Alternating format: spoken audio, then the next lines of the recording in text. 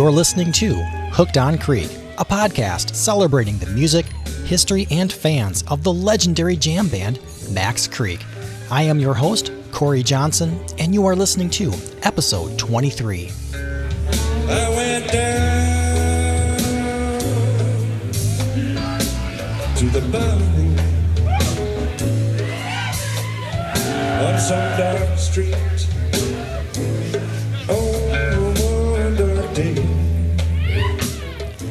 Thank you for joining me on episode 23 of Hooked on Creek. Fans of Mark Mercier are really going to enjoy this episode because it features a recent conversation I had with musician Scott Hall about his deep appreciation for Mark. Scott is a huge fan of Max Creek and an accomplished songwriter, performer, and recording artist who played keyboards in the Drunk Stuntmen for 20 years. In this episode, Scott and I talk about Mark's incredible piano playing, his unique approach to performing in Max Creek, and his ability to reinterpret songs and make them his own. Scott also talks about Mark's influence on his musical career and the opportunity Scott got to sit in and perform with Max Creek. All that and a lot of great music is packed into this episode of Hooked on Creek. In the show notes, you can find direct links to stream or download the music featured in this episode, or simply head over to hookedoncreek.com to get all the details.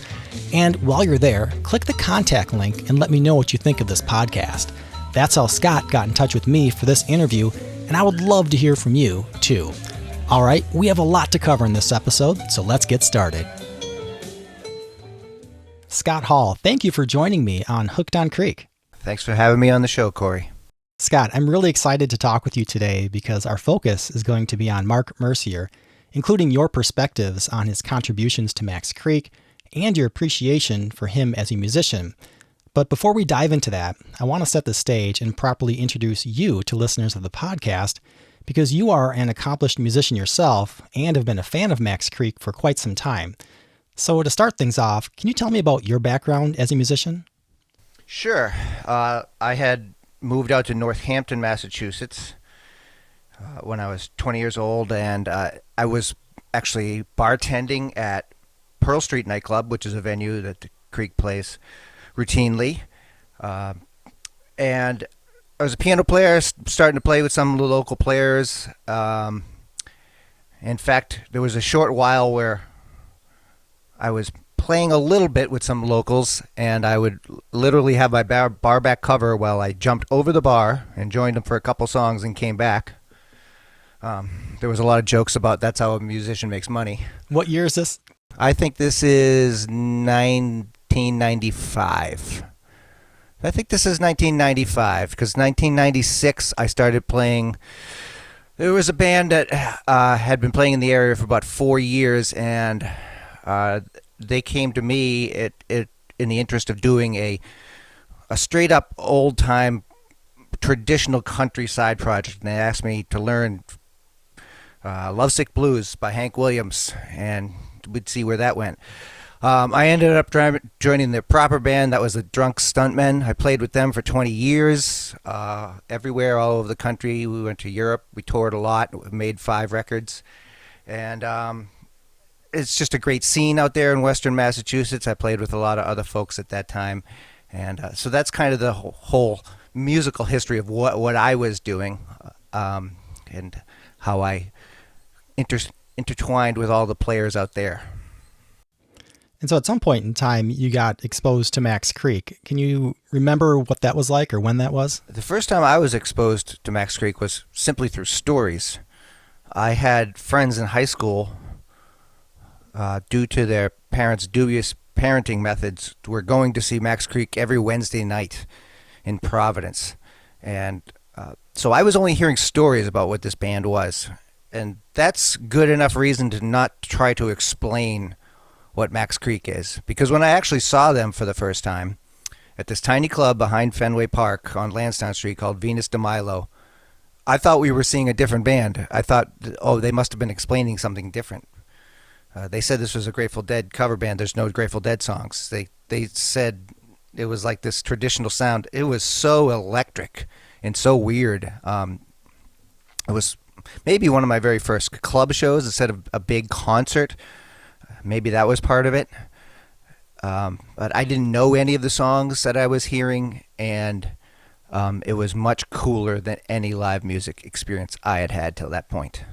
One of the things we want to talk about today is Mark Mercier. So at some point in time when you started following and listening to Max Creek, your appreciation for him must have grown. Is that right? I stood right in front of him the first time I saw him, and I usually try to stand right in front of him.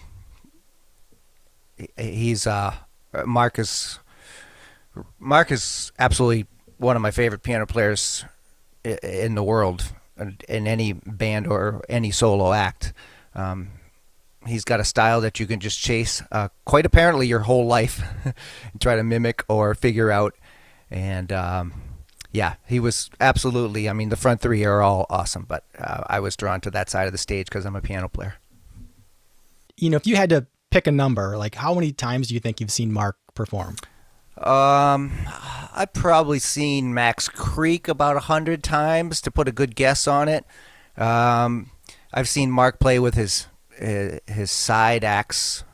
You know, there's another 50 shows somewhere in there, I would say. At some point in time, did you get a chance to meet him and get to know him personally or interact with him? Absolutely. I've been bothering him with questions and everything.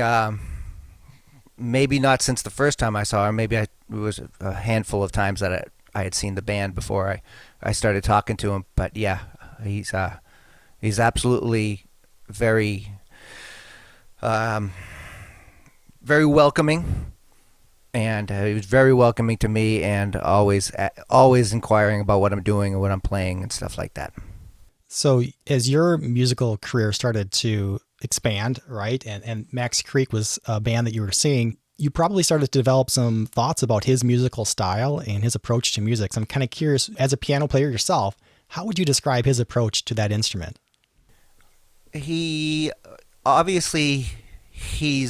maybe the best honky-tonk piano player that you can find, really, out there. He does some other things, but he's got that honky-tonk thing. I think maybe from the piano side of things, you could say it comes from Leon Russell.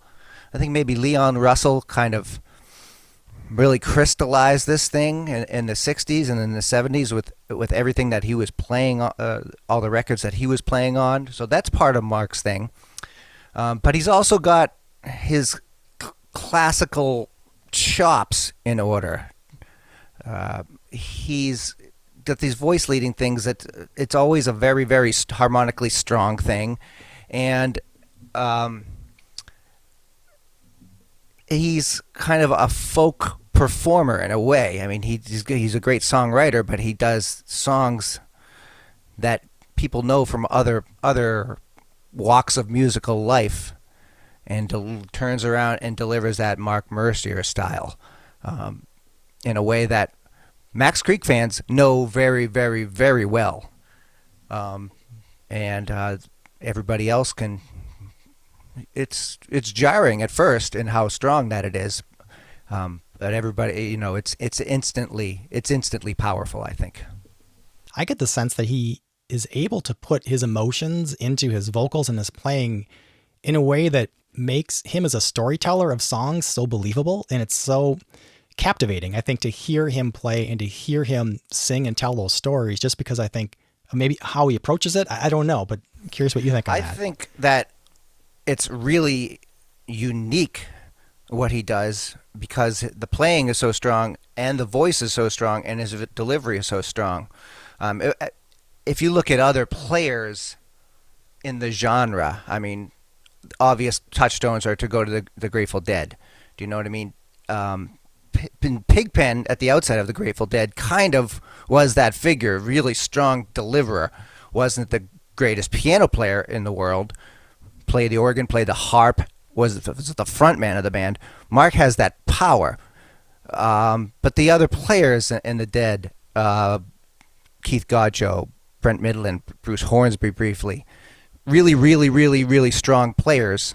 But Mark's a really strong player and a really strong performer. All three right across the front of the stage are, when it's their turn, they can essentially become the front man of the band for the next 5 to 17 minutes, whatever it may take to get through the next number. when I hear them play, just as they cycle between that front three, right? I mean, and to have Mark hold that spot, I mean, he's leading the band, right, during his songs. And then to have that integrated with the improvisation that occurs among the whole band is such a unique mix. It's just amazing to see and listen to, certainly. And when he starts, he's got this great trick that he reproduces his beginning to a song. What I mean is, like, you can't always get what you want from the Rolling Stones. And he's got a piano figure that lets the band know, and maybe that's where it came from, lets the band know this is the song. And he plays that opening figure exactly the same, year to year, decade to decade. You scroll through your archive and just pick out anyone. The beginning of the song will always sound the same. Season of the Witch by Donovan. He's got a voicing every time that starts that song. Max Creek fans recognize that because they've seen that several times. You can have Donovan's greatest hits and know Donovan's greatest hits inside out. You may not know, you probably won't know that Season of the Witch when he begins it if you've never heard it before. But he, within the crowd, within the listeners, he brands that. And he does that with absolutely everything.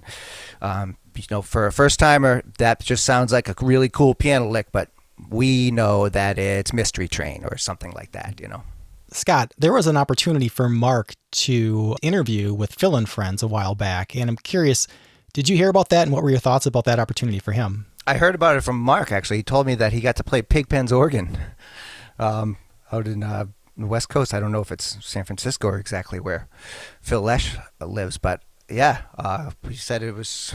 He just said it was a really cool experience. I don't know any more about how Phil Lesh tries players out. Mark's a lot different than Grateful Dead piano players. They wouldn't let Mark be at the front of the stage singing one side of every 3 songs. Do you know what I mean? Keith Godcho, I love Keith Godcho's playing in the Grateful Dead with the real piano. I love the way that he pushed. I love Bruce Hornsby and everything, but none of those guys. Actually, Mark Mercier would have been better suited in the Jerry Garcia band, like from the piano playing era, back when he had Nicky Hopkins or something like that, and guitar solos and piano solos were a lot more shared back and forth, and that player was a lot more prevalent.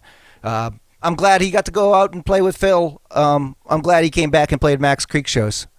So when you're in the crowd at a Max Creek show, you mentioned earlier you're usually standing on Mark's side.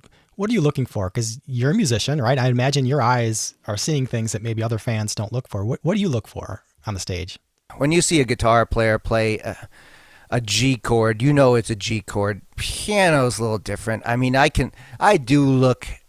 look right at his hands if I'm close enough and can watch that. I don't actually know what I get out of that, but I just think it's really cool. I just think it's great to watch those fingers much less busy than you think they need to be. Do you know what I mean? So I don't know what I look for. I just think it's my favorite vantage point is to be able to put my eyes on his hands and watch them. I don't know if I've ever gotten anything out of that besides what my ears take in.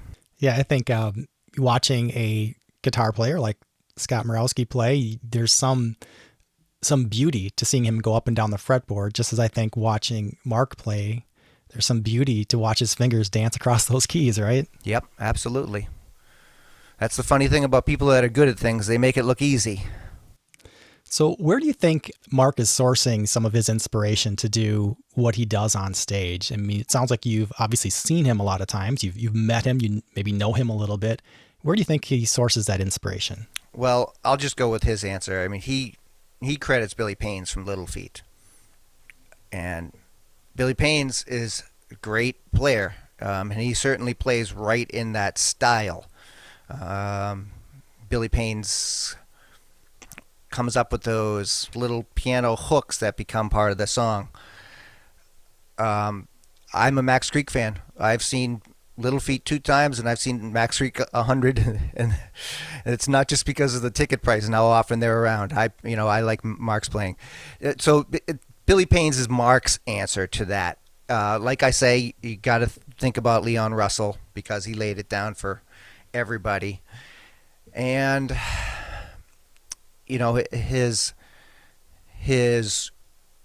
church work, leading a choir, is evident in that he can do something really traditional and it's legit. Sometimes somebody tries something like that, you're like, hey, that guy he's got no business doing this, or that's a gimmick or something like that.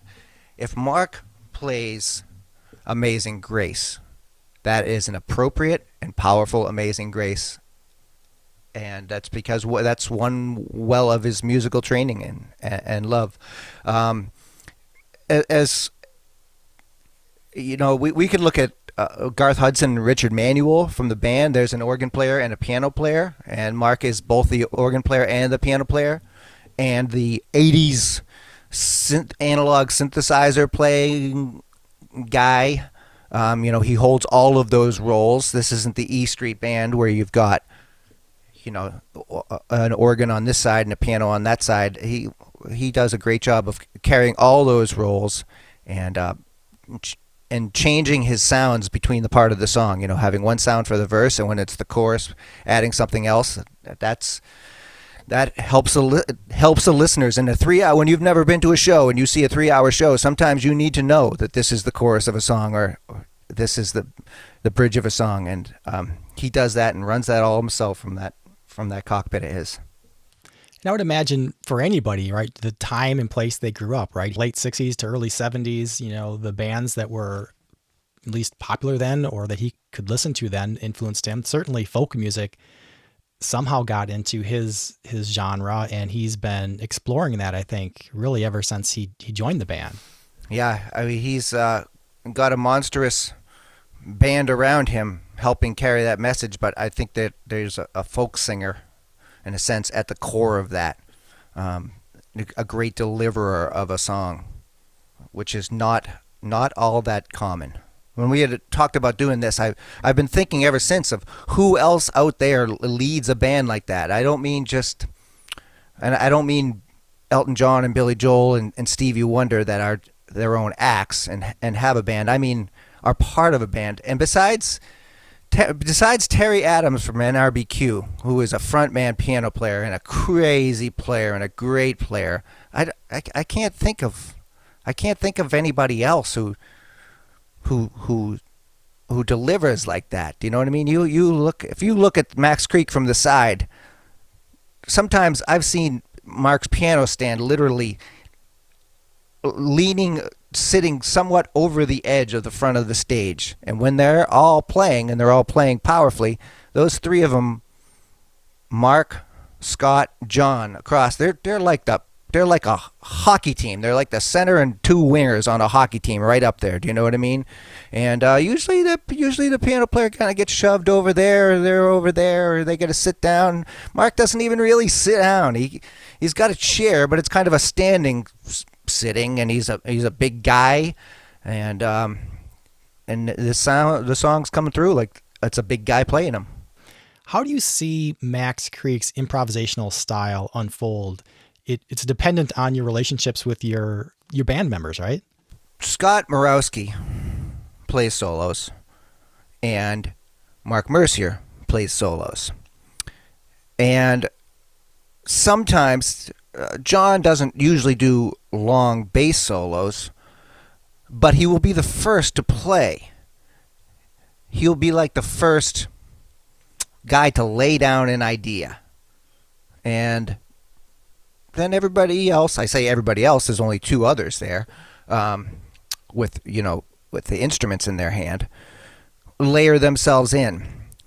And they've got this incredible, I don't know who told them it could work, but they've got this amazing thing where nobody is leading, where they're just as a threesome, they're doing something. and they're going somewhere. And every time it's going really smooth, every time it's like clicking, it's almost like one of them picks up a bowling ball and throws it at the other two guys just to throw them off, and they have to adjust to that.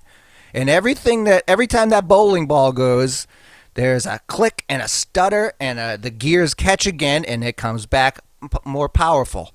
And if you've been to a Max Creek show, or if you've listened to many Max Creek shows, it's kind of like climbing Mount Monadnock. Is that going to be the top? Is that going to be the top? Is that going to be the top? Oh my God, this is the top. That's awesome.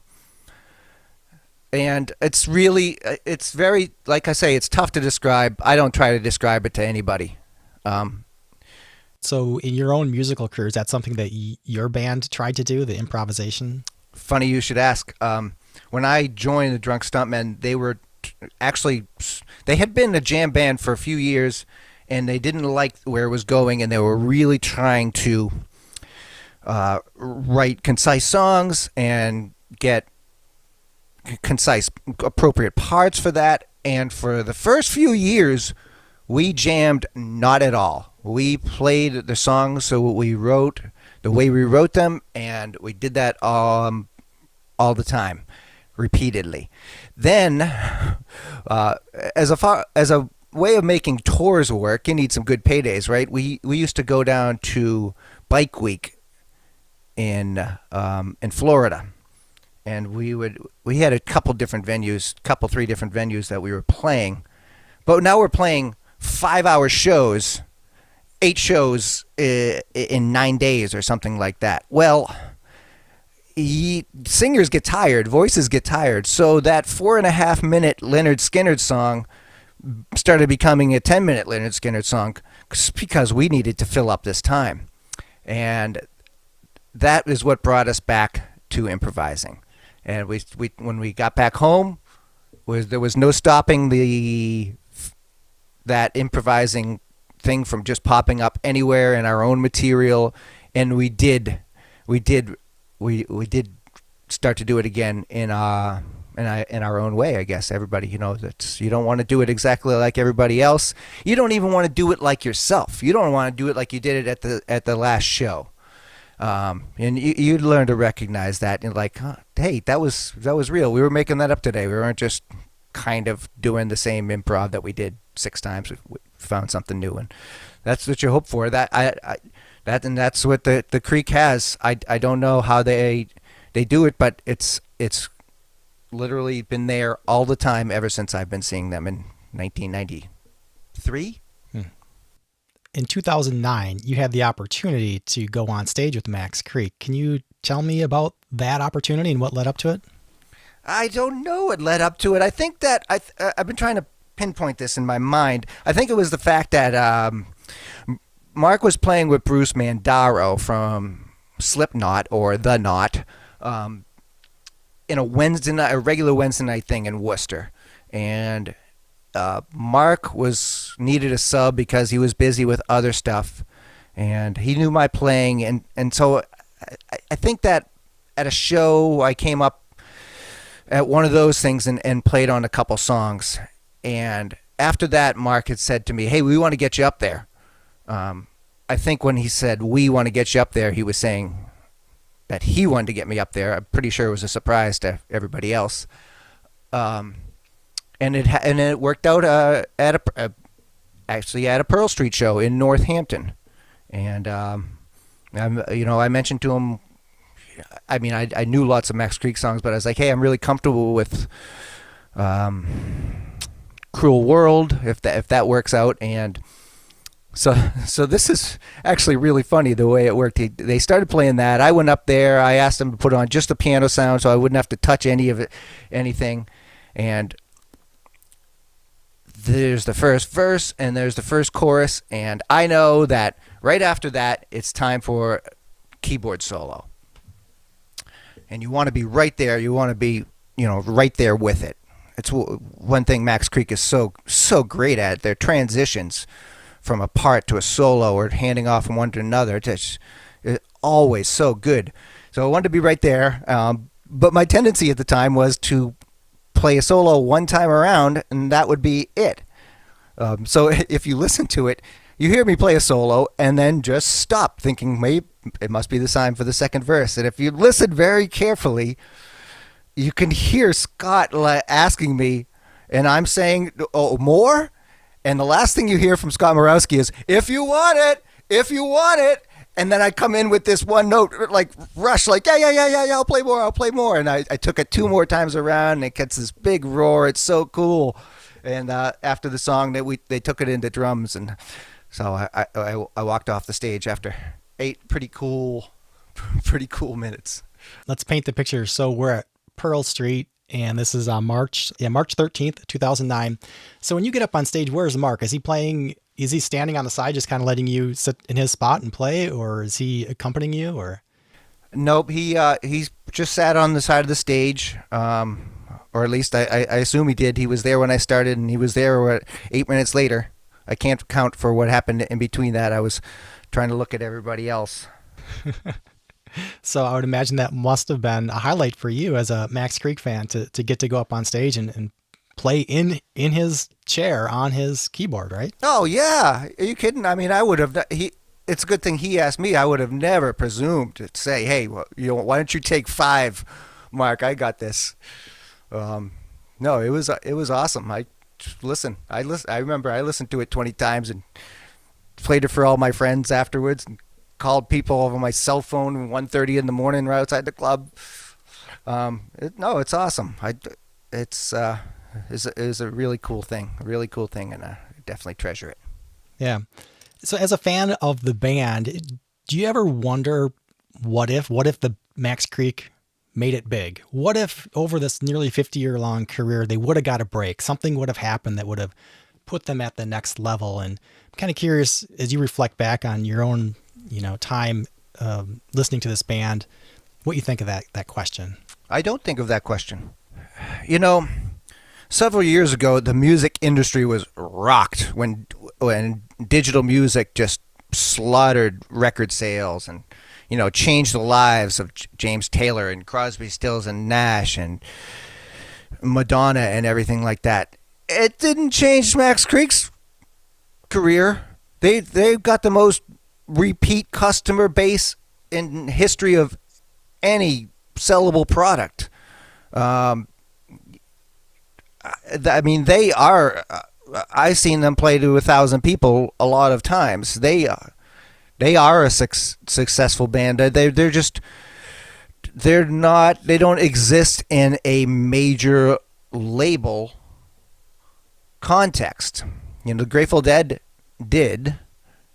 Hell, the Pixies existed in a major label context, which is why they were able to come back after not being a band for several years, but they had 6 tapes on a major label.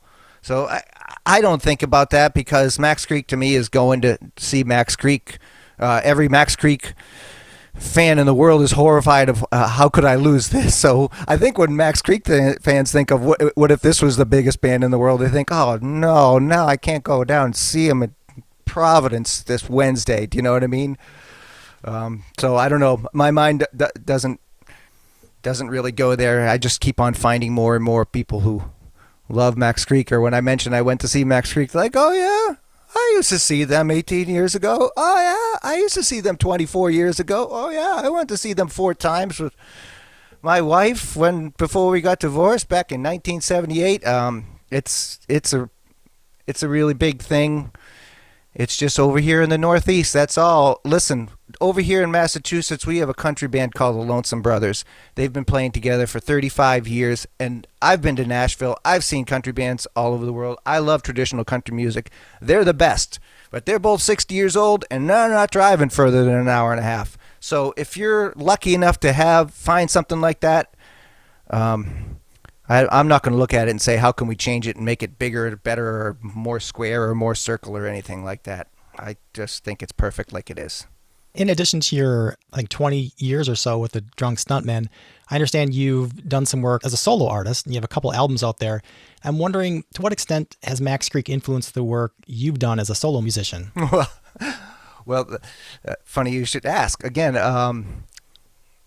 So my new record, Scott Hall Tries Technology, finishes with a song called Wooden Wheel. And that is a song that I was thinking I was writing for Mark Mercier. I had gotten into the production end of things, and I was pushing some different people, like, hey, if you're going to record, maybe I could be the producer on such a thing. And Mark said a funny thing. He says, well, everything I've got is really recorded with the Creek. I don't know if I've got that much material. Now, nothing became of this as far as Mark singing this song, but it's what got me started. You only to be a songwriter, you need an idea for a song at some point. Maybe I'll write a song about talking with Korre on the Max Creek podcast. There's an idea. That's the start of something. The idea for that was Mark. It's like we were talking about, so traditional sounding, so old world. I was like, well, I need a traditional sounding chorus, and that's why that chorus to Wooden Wheel is what it is. That's a really direct answer to your question. As far as how has it affected, listen, he's my favorite piano player. I try to play like him. I play with friends and we play Max Creek songs, and I try to, and I don't have to do anything else except pretend to be Mark Mercier and try to make my playing sound like that. It's not as good, but it kind of sounds like him sometimes. I can't really be a church organist, but it's what I'm going for. And once you put anything like that into your playing, it never really gets out. So I know it's there. Max Creek fans will sometimes say, hey, that was kind of a Max Creek thing. And I'm like, it was? Oh, well, surprise, surprise. I saw him 100 times and then recorded. It kind of sounded like Max Creek. Good for me. So I'm wondering, do you have any favorite Max Creek songs or maybe Mark songs that you always go to when you're looking for that sound? Well, Big Boat was my favorite Mark song from the very start. But for an answer for my favorite Max Creek song, it's got to be Jones. It's got to be Jones because the structure of that song is absolutely ridiculous. It is absurd. It's the same progression over and over, and it never changes. It takes a long time just to get through playing it once. The beginning of the song doesn't start at the beginning of the progression. It starts at the end, and it sounds like a great introduction. And the words are ridiculous. There's no complete sentences.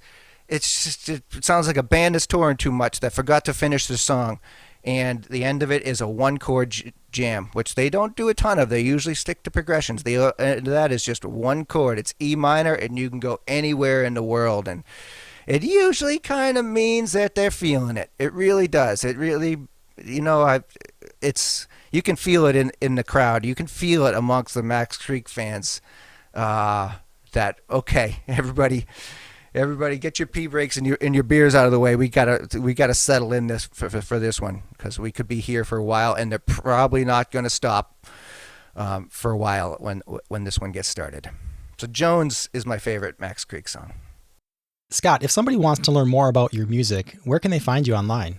Well, I do have a website, scotthallmusic.net, and you can see a lot of different things there.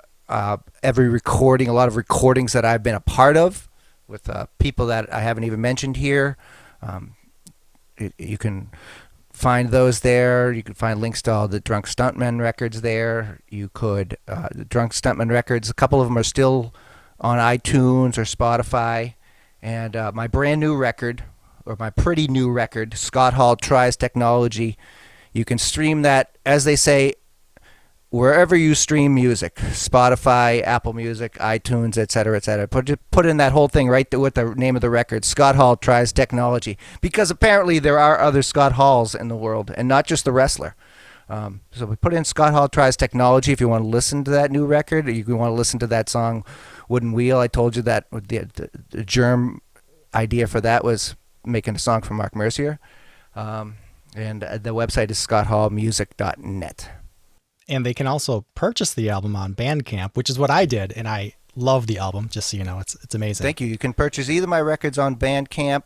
I have an older record called Humor Me, and yeah, that's how you can buy it digitally. And if you go to the website, certainly there's a link if you want to buy an actual compact disc, because that's how I listen to music. I don't trust it to the cloud. That cloud's going to go away someday.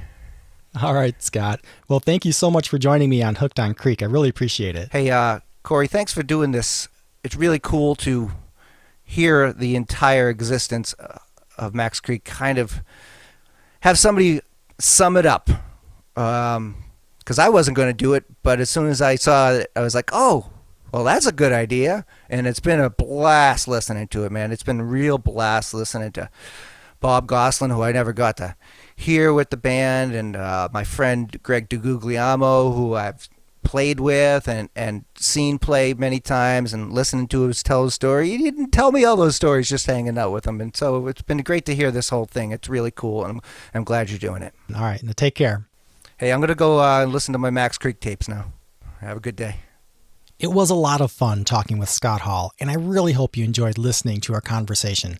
But now stay tuned, because I have some great tunes lined up. First, you're going to get a heavy dose of Mark by listening to an acoustic version of Big Boat performed live by Max Creek at the Roxy in Boston, Massachusetts, back on March 20th, 2001. Then I'm going to play that version of Cruel World with special guest Scott Hall sitting in with Max Creek, performed live at Pearl Street Nightclub in Northampton, Massachusetts, back on March 13th, 2009. And I'm going to end this episode by changing things up and playing Scott Hall's song Wooden Wheel, recorded on his 2019 album Scott Hall Tries Technology. And as Scott mentioned, the idea for that song was inspired by his appreciation for Mark Mercier. All right, enough talking. Let's listen to some music. This is Max Creek performing Big Boat live at the Roxy in Boston, Massachusetts on March 20th, 2001.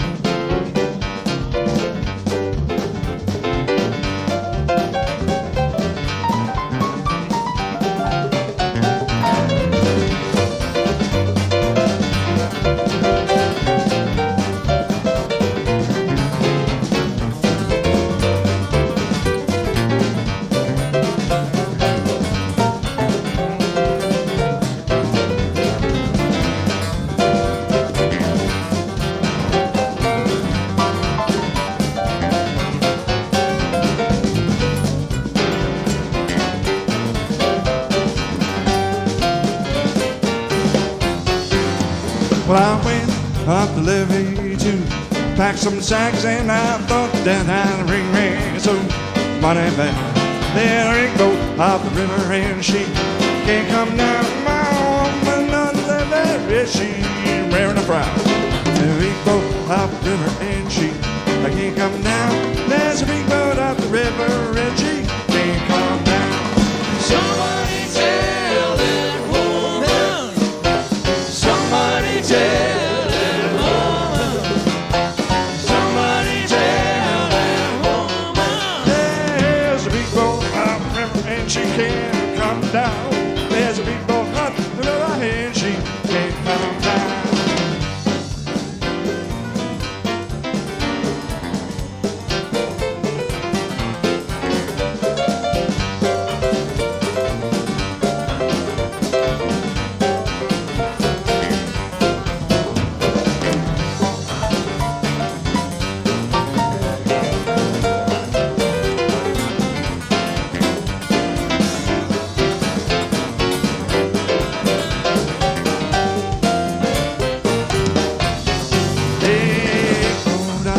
Blowing loud and fast.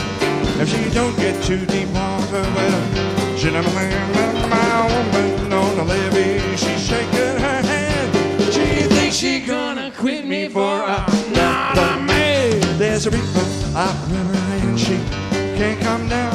There's a big boat out the river, and she can't come down. Somebody tell that woman. Somebody tell that woman. Somebody tell that woman. There's a big boat out the river, and she can't come down. There's There's a big boat up the river and she can't come down. There's a big boat up the river and she can't come down.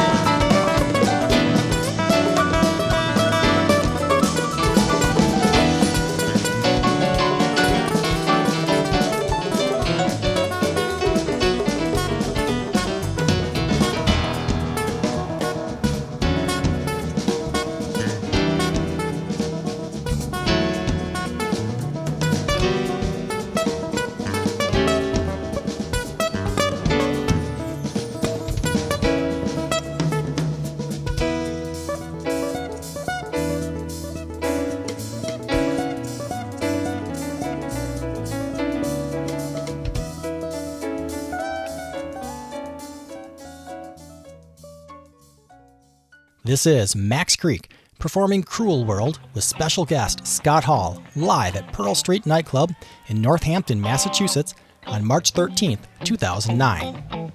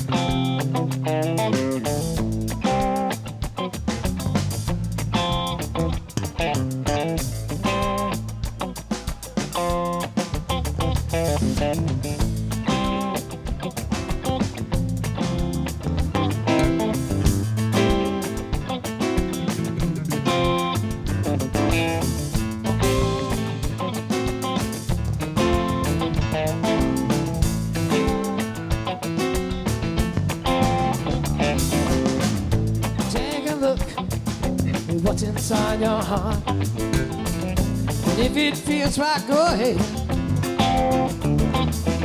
You can be anybody that you want, no matter what's been said. You don't have to worry that you might hurt someone. Nobody's gonna look out after you, but you just remember yourself.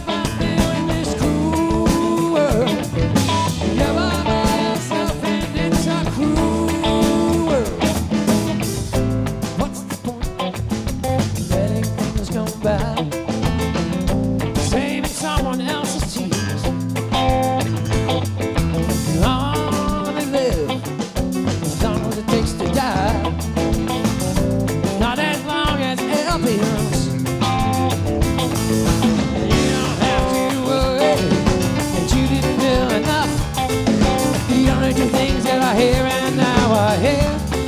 Now, time is running out for you in this cruel world. You're by yourself and it's a cruel world.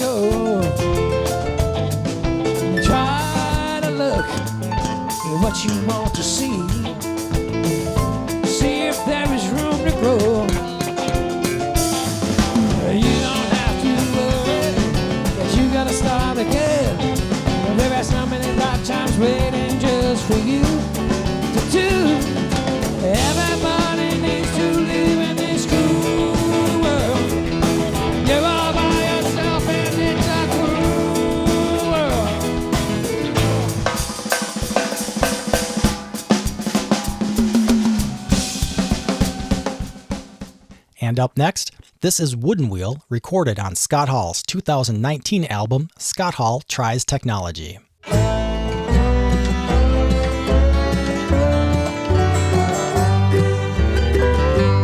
This whole world is a wooden wheel, and we're just a bit of tread, getting worn down, chewing up ground, replaced in the end.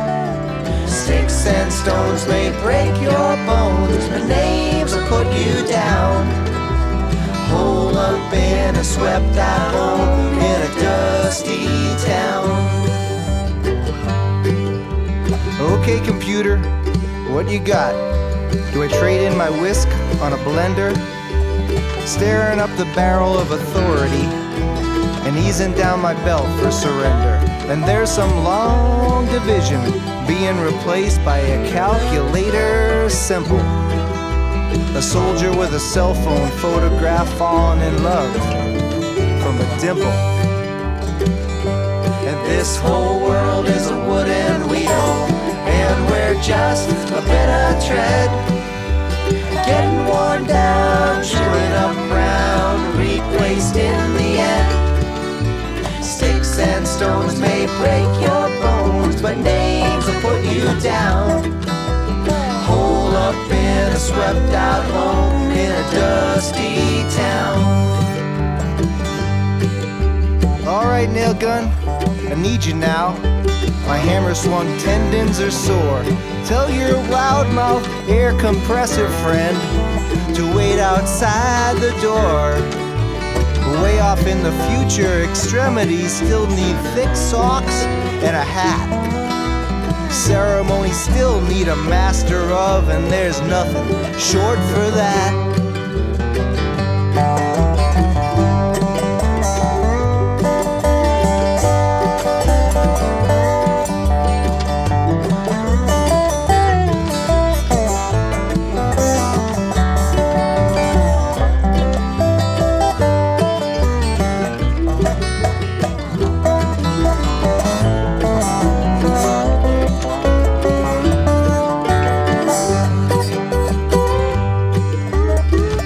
A food chopper infomercial blaring as if I were deaf.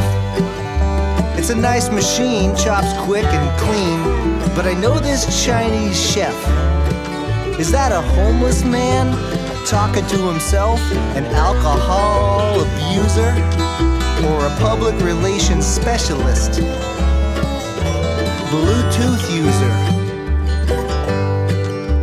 Say hey, snowblowers sitting outside, I gotta shovel you clear. There's an outboard motor out of gas getting rowed back to beer. Scavenging technology for one's own trinket, now that's the monkey house's end. Take $1 billion market research survey just to separate a fad from a trend. This whole world is a wooden wheel, and we're just a bit of tread, getting worn down, chewing up ground, replaced in the end. Sticks and stones may break your bones, but names will put you down. Hole up in a swept out home in a dusty town. Hole up in a swept out home in a dusty town.